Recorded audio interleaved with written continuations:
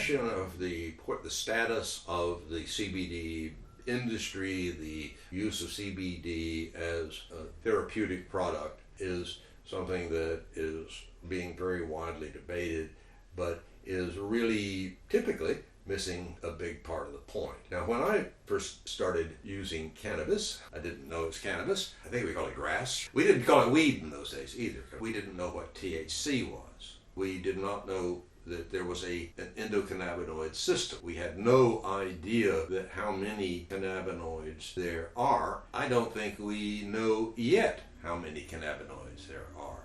And we certainly don't know the effect of the rarer cannabinoids. We're going to be seeing a series of new cannabinoids being discovered, and then how do you produce them? Getting back to the problem of the definition of hemp with the arbitrary 0.3 limitation on THC, all of which, of course, is designed to maintain marijuana prohibition and, of course, has the effect of inhibiting research on things. But we know now that there are a variety of other cannabinoids. I would say we all need to be doing here is paying attention to the development of cannabinoid medicines, so that as these things come into the possible market, and we're going to see 2 or 3, maybe even this year, come into the market that are going to be addressing specific points, and that there are strains of hemp that produce relatively high levels of these cannabinoids so that they can be economically produced.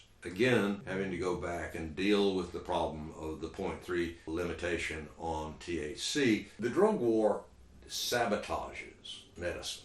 The drug war has, by the suppression of medical marijuana generally and the suppression of cannabinoid medicines, has killed huge numbers of people. Let me give you just one example of how drug wars can kill. At the time when I was National Director of NORML, 2 conversations I remember, as the expression would say, seared into my brain. I've had people tell me, I haven't tried to kill myself since I started using marijuana. I haven't tried to kill myself. Now, the people say, oh, marijuana causes mental illness. When somebody tells you, I haven't tried to kill myself since I started using marijuana, what does that tell you about marijuana and mental illness? Good question. That's a medical question. Let me ask you what that tells you as a political question. When you drive people to suicide. When I was doing marijuana news, there were a couple of times I wrote about patients who killed themselves because the government took away their medicine. They were living in constant pain. So rather than be tortured to death, they killed themselves. Is that a medical question? What do you need to know?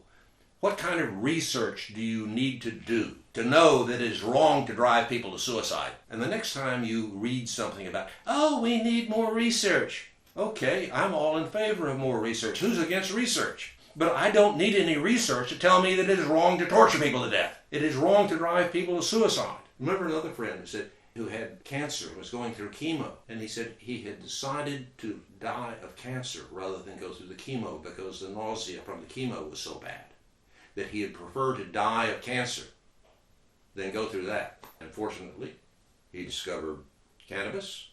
Cannabis ended the nausea that was really making him prefer death to the medicine.